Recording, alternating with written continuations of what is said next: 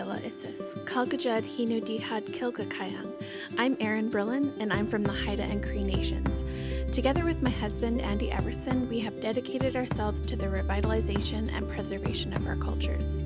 But as each month passes, our communities along the coast lose precious elders. Every time an Indigenous elder passes, gone with them is a lifetime of wisdom that is lost to the coming generations. The Next Ancestors podcast features Indigenous elders and cultural knowledge keepers who have amassed a wealth of knowledge to share with us all. Indigenous wisdom is needed now more than ever to help us navigate in these uncertain times. And through this podcast series, each episode will serve to preserve this valuable wisdom to share with the world before it's too late. We wanted to start off this podcast series with Andy, who is a cultural leader and a chief in his own right. Kailakas la nuam kumkilagilis inis. Kayaklan la kromox tlu namris. My English name is Andy Everson, and my Kwakwala name is Kumkilagilis inis. And so we're just going to start with some of the things that you've learned from your grandparents and your mother, your grandmother. She had a traditional marriage, just as we are sort of following in their footsteps. My grandmother's name was Margaret Wilson when she was born. She carried the name Utmagilis. And she was the daughter of a chief up in Fort Rupert, up in Sachis. And so she grew up and was born in 1897, grew up in our traditional village of Fort Rupert, and grew up in a big house and really immersed in the culture as everyone was back then. And so I was fortunate to be born and live with her and around her and visit with her all the time growing up. And she was a massive influence on who I became as an anthropologist and as an artist. And so she grew up and went through a number of different marriage ceremonies throughout her life. She started out as a young girl. She was, we have a ceremony called a huisa, which is a kind of a betrothal marriage. It's when one family wants to obtain privileges from another family, they would betroth their kids together, and the young boy's side of the family would pay the young girl's side of the family money or blankets or whatever the currency is at the time in order to obtain prerogatives. And so they would be huisad. So my grandma's first kind of pseudo marriage was a huisa ceremony when she was just really little, and that was with Oscar Louis. So before you move on to the other marriages, can you explain about prerogatives? Because I think it's something that we talk about, but not everybody has a really concrete understanding of what exactly prerogatives are and what, how important they are in our culture. Songs, dances, the rights to display certain crests, those are all prerogatives. And all along the coast, the acquisition and maintaining of your prerogatives was at the very foundation of everything that we did in our ceremonies, in our potlatches. And when we would host gatherings like a potlatch, we would show our prerogatives to our guests. And it then becomes the responsibility of our guests to witness the showing of the prerogatives, and that validates the ownership of those things. And so that's at the very foundation of everything that we do in the potlatch world, in our traditional ceremonial system. So just to be clear, it's like you couldn't just go out and show something just because you liked it or just because you saw it somewhere else. It's like you really have to follow what your clan or your tribe has been endowed with from previous generations. Mm-hmm. Like, what are the ways that you can obtain more prerogatives? So you explained the huisa is one of those ways, and then other ways? Yeah, well, the primary way, of course, as you alluded to, is through descent. If you're descended from a certain lineage, that descent gives you rights to certain prerogatives innately. And if you have certain positions within the family, say you're the chief or hold certain potlatch seats, that gives you additional prerogatives that, say, somebody else might not have in your lineage, but you hold the rights to those things. So descent is the number one. It always has been, always will be.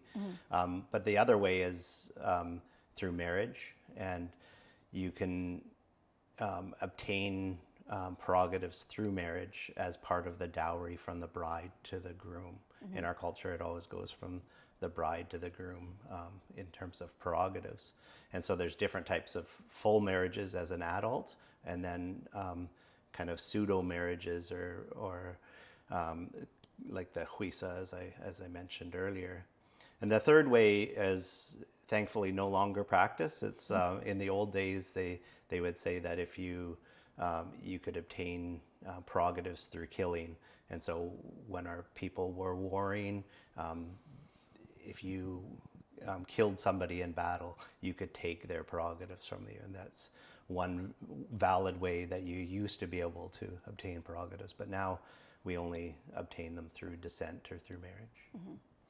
So is it similar, your culture in the Kwakwaka'wakw history, is it the same as on my side with Haida people, how high-ranking people would betroth their children to another high-ranking person so that you're really building upon those prerogatives so that you can kind of acquire more prerogatives?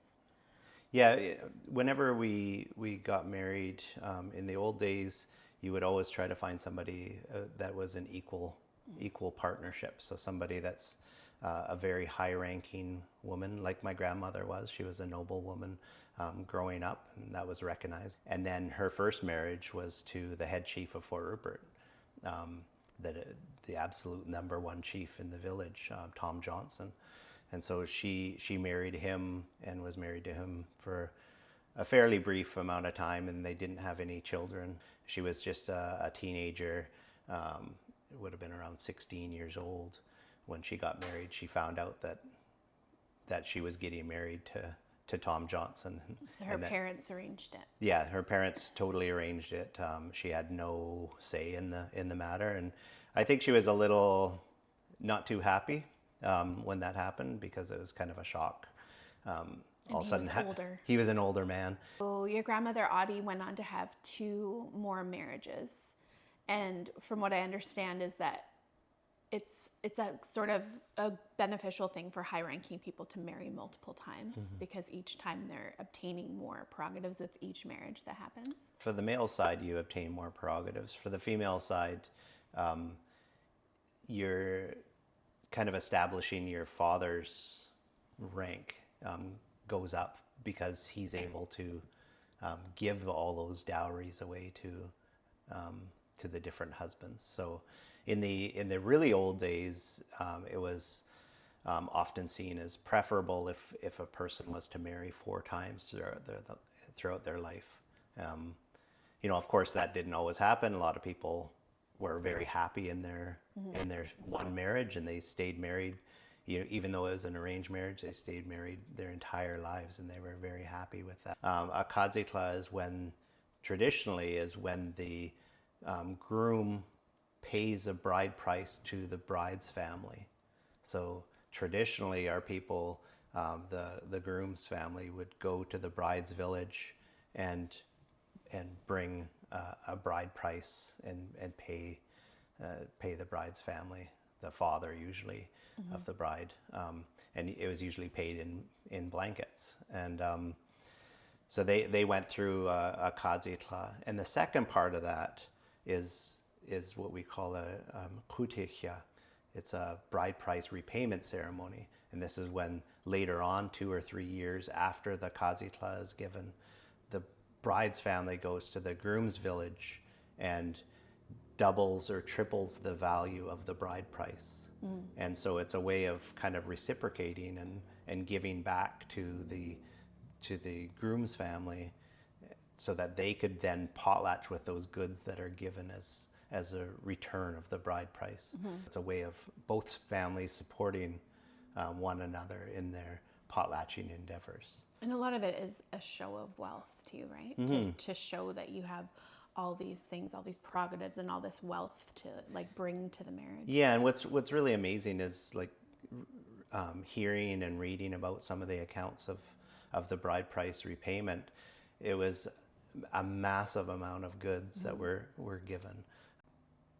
And so in present day culture, those ceremonies have kind of been condensed along with, you know, the whole Potlatch ceremonies have been condensed for practical reasons nowadays. Maybe you can explain a little bit about why that is, and also how we decided to do it a more traditional, try to bring back the more traditional way.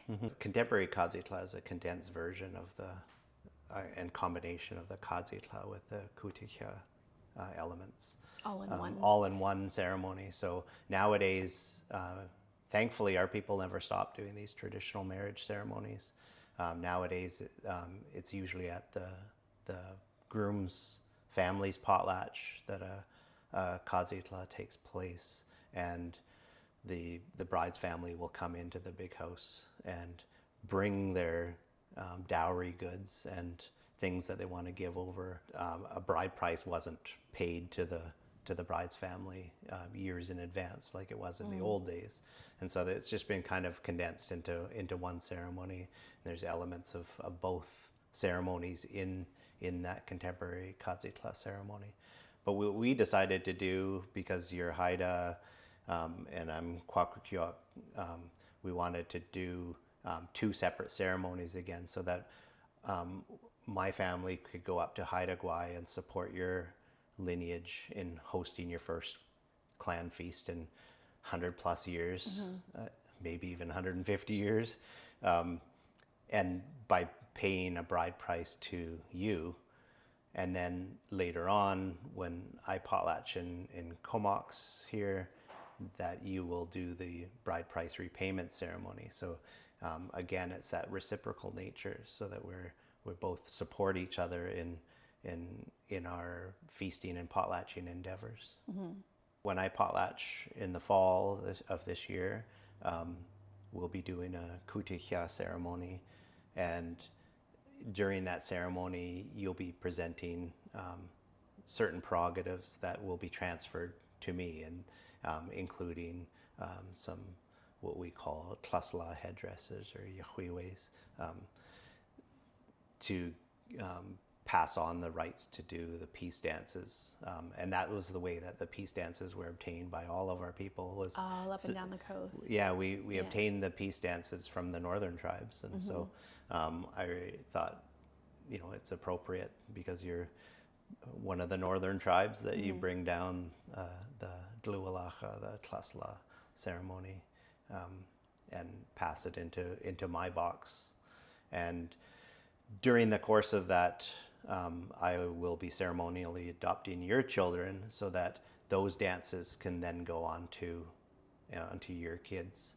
Because traditionally, that's what, when you get married, the dowry items are mainly for the kids. It's a way of making sure that they have things from their mother's side of the family in the prerogatives dances that come from the mother's side.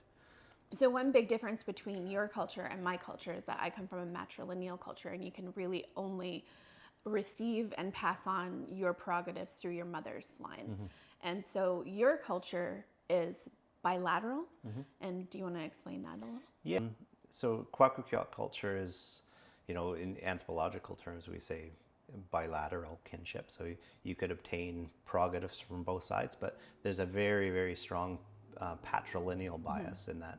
So the majority of the things go through your father's side. Our chiefs are typically the eldest son lineage all the way down through time from our first ancestors. That's the ideal scenario, is that it's always goes through the father's side. But traditionally, we also would have seats that come from the mother's side of the family that might be passed through marriage or otherwise, that come down to and are often placed onto the younger siblings in the family. So the eldest son would invariably get his dad's position, but the younger siblings would often end up with other seats that come from the mother's side of the family. I like that because it definitely makes it more flexible in order to continue passing on those positions and those, ranked seats, as you would say. There is often a lot of times where there maybe isn't a firstborn son, or maybe there's only girls or things like that. So you have to kind of figure out how those prerogatives are going to keep getting passed down. So in Haida culture, when it can really only come through the mother, you're actually sort of limited in terms of, what if there's, nobody to pass that on to? And there's always, circumstances where you have to go through other branches of the family to ensure that those positions are passed on to a suitable candidate, and that the continuation of those positions is paramount. So we don't want all these seats to be vacant and not used anymore just because you didn't have a son. If there's a nephew or something like that could take on that position, that's what we would do. I wanted to talk about some of the misconceptions about potlatch ceremony, because there's a lot of misunderstandings about really what the even purpose is.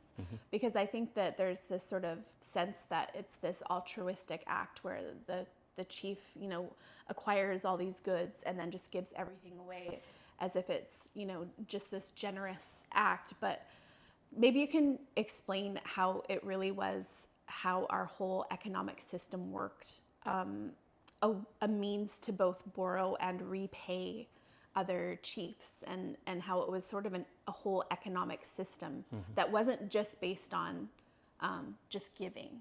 There was really this reciprocity where it's giving and receiving at the same time. Just like, the Kaadzitla has been condensed, our potlatch system is condensed, and it has very strong elements of the original system, but things have changed over the years as well.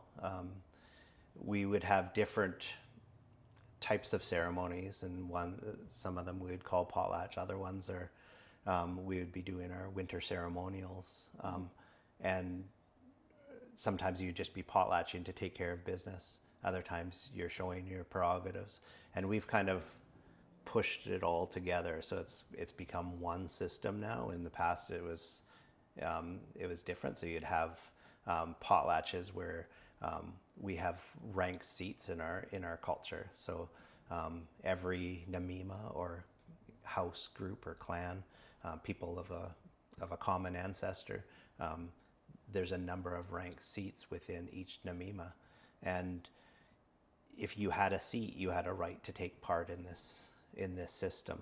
And so you would go to somebody's potlatch, and they would give out gifts according to rank of all the seats. So it wasn't just everybody, like all the women and children. It was really like the people who are participating in this economic system. In that there. Particular, the real potlatch system, that's what would happen is you would receive gifts according to your potlatch seat or seats. You can hold multiple seats in our culture. So you could hold one in one Namima, one in another, and you get gifts according to every seat that you have. But then you also have the responsibility of upholding all of those seats so that you're also giving away. And essentially it's, in some respects, it's like a forced loan. You're giving something to somebody, but you're going to get it back down the road. So that was part of our system. One of the things that I really admire, and I'm really impressed with how well documented your culture has been about all of the ranked seats of all the different chiefs, because you have different types of chiefs, and all of those things were all very well laid out, and even down to the names of the coppers and the worth or the value of those coppers. That there's actual documentation of that, because in Haida territory, there hasn't been any record of those types of things. And maybe you can describe exactly the use of coppers and what meaning they have for us. We often will simplify coppers to be symbols of wealth, and of course they are. A copper is a kind of a 2 to sometimes 4 foot tall piece of copper in a particular shape that was originated up in the northern tribes. Eventually, the use of coppers came into our territory. All the way down the coast. Yeah, all the way down. And the purpose of the copper isn't just to symbolize wealth, it is actually a retainer of wealth. And so you could go and purchase a copper from somebody. Say if you wanted to purchase a copper for me, I would sell it to you for $2,000 or whatever the currency is. Or 200 blankets. Yeah, exactly. And then that becomes the value of the copper. And because everything was done publicly, these things become public record. And that's the way that the value of that particular copper is established, is through the purchasing of it. And so if this copper is now worth $2,000, you could hold it and you could use it in your ceremonies. And it's like you're backing up your ceremonies with something that has value. And it has real world value. It's not just kind of imaginary. And so you'd sell that copper and then you'd have that money so that you could host a potlatch and give away that wealth. And so you hold on to this thing for just a short period of time, really. And these coppers circulated all throughout our territory. We didn't just keep coppers and keep them in our families forever. We always bought and sold them and used them. Another way that Kwakwaka'wakw people would use coppers is as a way of defending your rights and prerogatives. So if a chief was to do something against your family, you could break a piece of that copper and give it to that chief, that rival, and he would be obligated to break a copper of equal or greater value and give it back to you. And that might end the whole conflict right there. But they might go and get another copper and do the same thing until one of them loses out or loses face. And so this is a way of protecting your prerogatives, is by having a copper that you are capable of breaking if somebody was to do a massive affront to your family or your lineage. And so it was a way of ensuring that doesn't happen. We didn't do this lightly. We wouldn't just go and break this for whatever, because this diminishes the value of the copper immensely as soon as it's broken. Did you want to describe how you came about getting a chieftainship as the third born son in your family? My cousin William Wasden Jr. Called me and he said that our family, our extended family, wanted to put this position onto me, the eagle seat with the name Gumpilagilis, and it comes from the Numgris people. This was a seat that was dormant for quite some time just because there was no direct descendants to keep it going? Is that how? The position comes from Wa's great-great-grandfather, Fred Innes, and because Wa has the position Wahoidi, which is the higher eagle seat in our lineage. That position was still dormant after Fred had left that seat to take on his dad's position.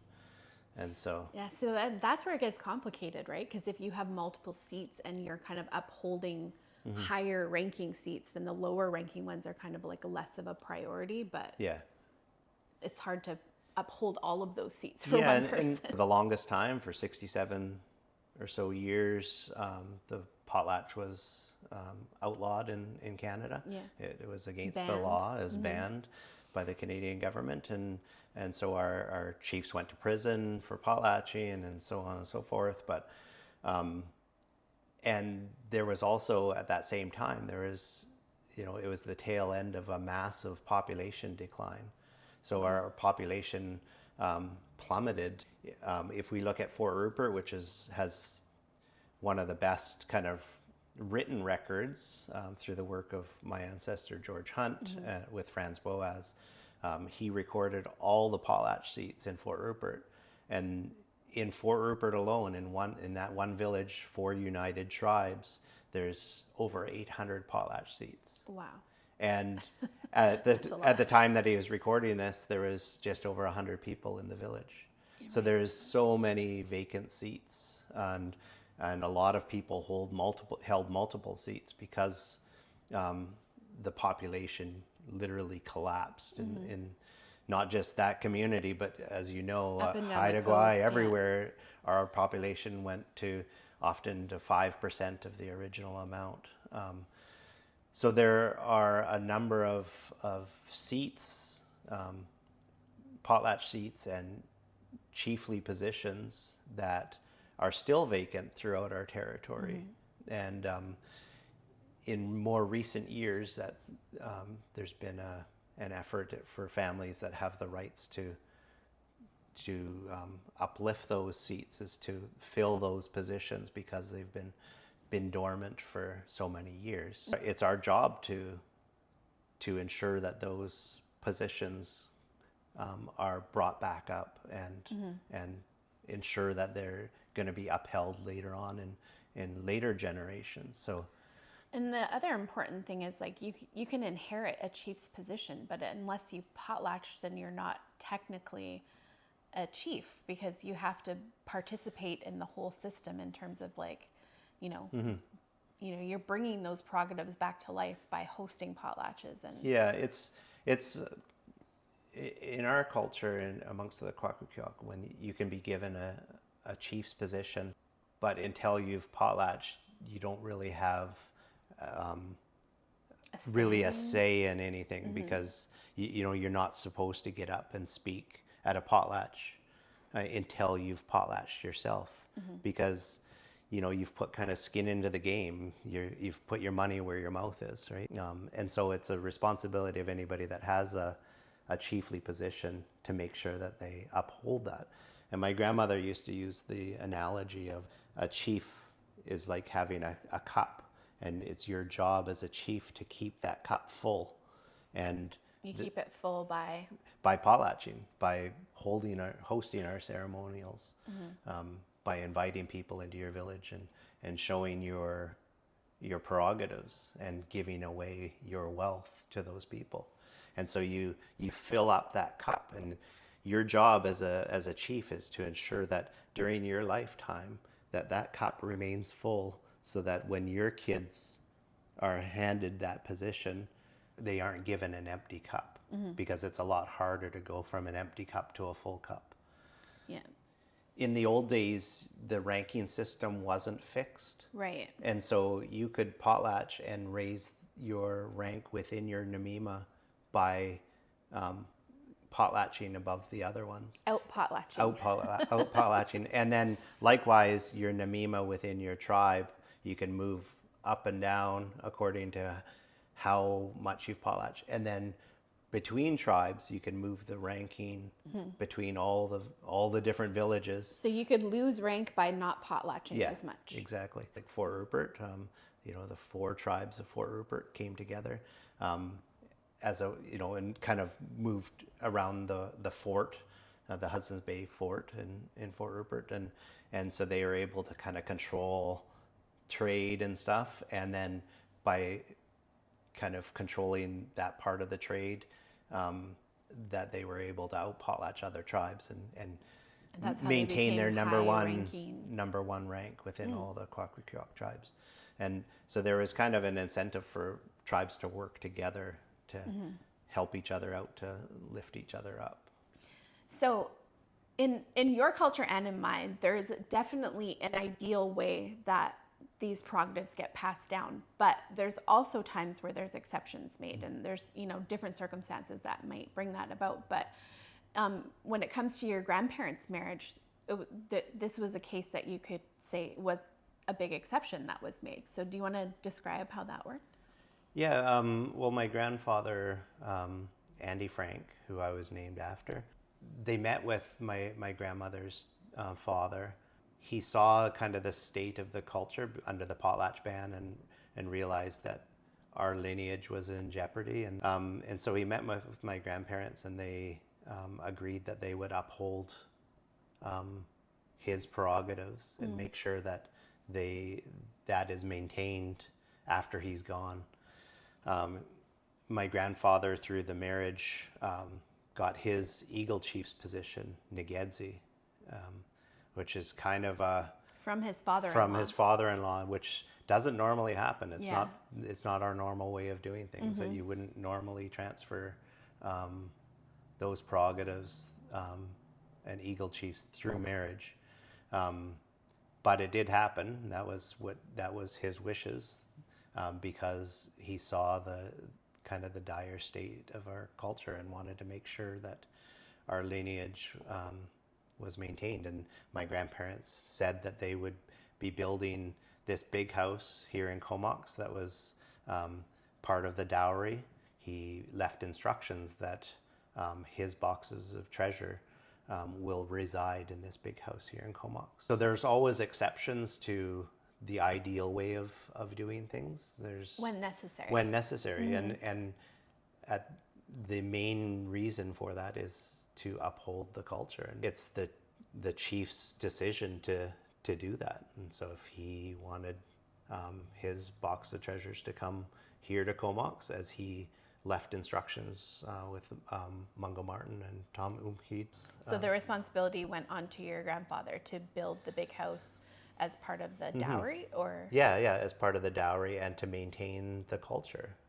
They continued to potlatch and host things during their life. And after my grandfather passed in 1972, my grandmother took it upon herself to potlatch, to maintain the culture, and gave us our first names and dances and things like that, so that to set things forward so that we would follow in those footsteps. And without her doing that, we would be lost in terms of culture, because we'd be scrambling trying to piece it together. But she was able to, hold it together enough to potlatch in 1983 and give us those positions. And just for some context too, when the big house was built, there was not a lot of people practicing culture, not in this community, but also like in lots of places up and down the coast that it had really gone by the wayside. So it was a huge thing for him to, put up the money and put the effort into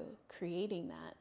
But your grandmother also was not really convinced that the culture was going to continue as she got older too, right? Like, yeah, she was kind of dubious that we would be able to pull it off. I think she thought that after she's gone, that it's just going to disappear. And when I was growing up, all the men on the log were old. Every single one of them was an old man. And I thought as a young person that we're going to be, using a cassette player to listen to the music and not have singers on the log anymore. But you were a big part of the resurgence of bringing, learning songs and bringing new songs into your community and building upon what was passed on to you. You've definitely grown it a lot since you were young. Yeah, I think I've done my part here. I learned from my cousin, Wachawidi, William Wasden Jr., basics of singing and stuff, and started a dance group here in Comox, and do what I can to uphold the culture here and share knowledge with people. This is legacy work of my grandparents. Without them setting that groundwork, we wouldn't be doing what we're doing today. And there was also a big expectation from your grandmother that you marry an Indigenous person and make sure that those bloodlines remain strong. Yeah, it was. I had very firm instructions that I had to marry an Indigenous person, and from my grandmother, and I listened to her as best as I could. Well, that's one thing that we have in common, because neither one of us could imagine procreating with anyone other than Indigenous people. We both, before we knew each other, had children with other people that were also Indigenous, and that was a really important thing to raise our children stronger even than we were raised into the culture. Yeah, and I think that that's our role, is to make sure that our kids have it as good or better than what we had. Obviously, I have just a fraction of the knowledge that my grandmother has, but I'm trying to help set things forth so that my kids and my nieces and nephews and all understand about our culture and know what their roles will be when the time comes for them to step into those roles, into those positions. And from the Haida perspective, the whole purpose of potlatching was to uplift your children. It was like the whole effort was in raising the prestige of your children so that they could then marry, equally ranking person. And so it just continues to build on the cultural wealth. Yeah, and traditionally in our culture, a chief will start his career as a very young person. Young boys practice potlatching, and they'll hold like little potlatches with their peers, the other young people, and they would often kind of fill the role of their father and practice being in that role, because eventually, when they're in their 20s or 30s, their father would step out of his potlatch seat and move down to a lower seat so that he could uplift his children, uplift his eldest son into his own potlatch seat, so that there's that continuity, so he could watch from a lower seat and instruct his son on the proper ways to be in that position. But there's always that moving of positions in our culture, so that, in the old days, you wouldn't just stay in that one seat your entire life. You would step out of that seat and elevate your children. And, that's the most important thing. It's that continuity of culture and making sure that the next generation will take care of things in a good way, and kind of a little bit of self-deprecation. They're saying, I'm nothing compared to my grandchildren. And that's our traditional way, is to uplift the grandchildren so much that so that they feel their worth in our communities, and so that they feel that our culture and our lifestyle is worth living for. The dance societies that were common all up and down the coast have all but been lost in Haida territory due to rapid population loss and colonization. You have it still so intact, and it's so well documented, the different dance societies. And those are part of the prerogatives that are shown at potlatches, but it's something that's also shared amongst all the different clans and amimas, right? Do you want to talk a little bit about some of the dance societies that are still alive and well in your culture? We have a whole bunch of different societies, and amongst many of the Kwakwaka'wakw tribes, the Hamatsa Society is our highest dance society, and that was obtained through marriage again, with Rivers Inlet and Bella Bella, that prerogative. It was originated in that It territory. originated up in, and then brought yeah, over. Yeah. Kwakwaka'wakw territory through marriage, the rights to become a hamatsa. But essentially, any of the societies, a chief would have a box of treasures, and in that box of treasures would be the rights to initiate people into certain societies. And so if that chief doesn't have a hamatsa or a mamaka or a tuhuid or whatever the society is, you can't initiate somebody into that. You don't have the rights to do that. And so different chiefs have different rights to initiate into certain societies. But because it was prestigious to have one of those positions, like that was a really good incentive for wanting to marry into another family that has that to bring over. Exactly, and that would be one of the main reasons you would choose somebody, is because of the prerogatives that you could acquire, so that your children would, if you didn't have a hamatsa in your lineage, you could go and marry somebody to bring that into your lineage, so that you can initiate offspring. Your eldest son into that society. We can't just pick and choose what we want to do. Yeah. It's kind of, again, you have to either have that prerogative already or you have to marry to obtain that prerogative. One of the This two. is the truth up and down the coast. Like all of the coastal tribes followed this exact way of obtaining and showing prerogatives.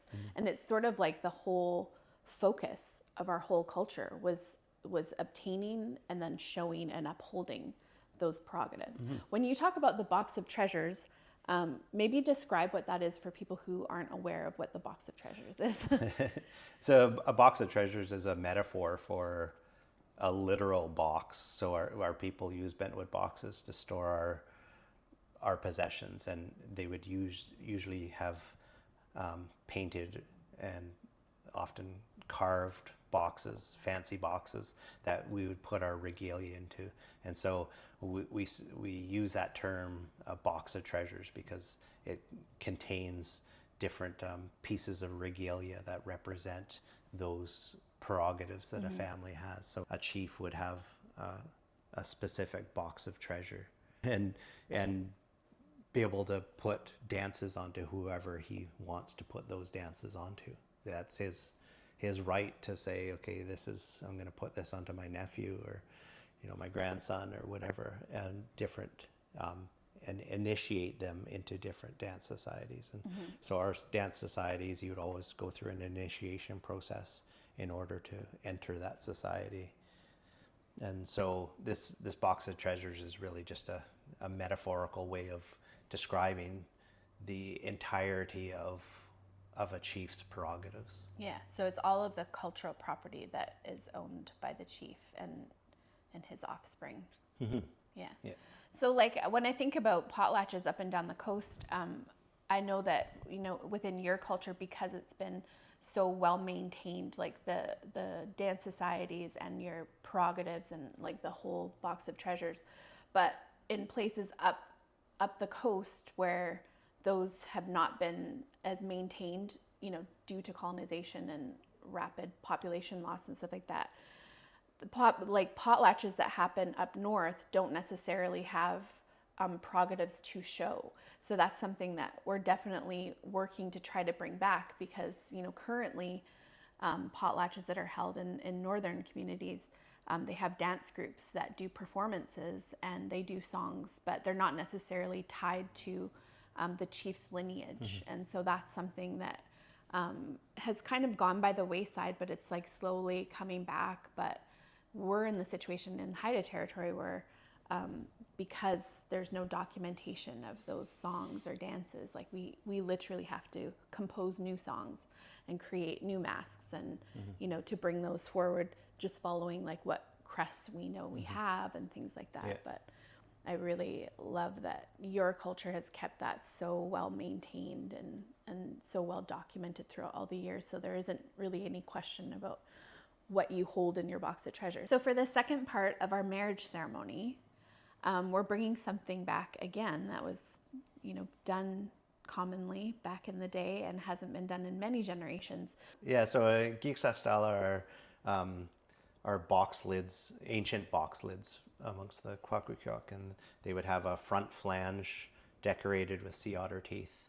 And at some point in our history, they would, as part of the Kutikya ceremony, they would have all these boxes with these box lids, and eventually it just became just the lids that became representative of the great wealth that's because we would being store transferred. all manner of things in Exactly. boxes. Like boxes were just like such a huge part of how we kept things, whether it was food or belongings and all of that. So it is a representation of wealth. Yeah, and so our people would transport all these goods on a catamaran, so two canoes tied together with planks across.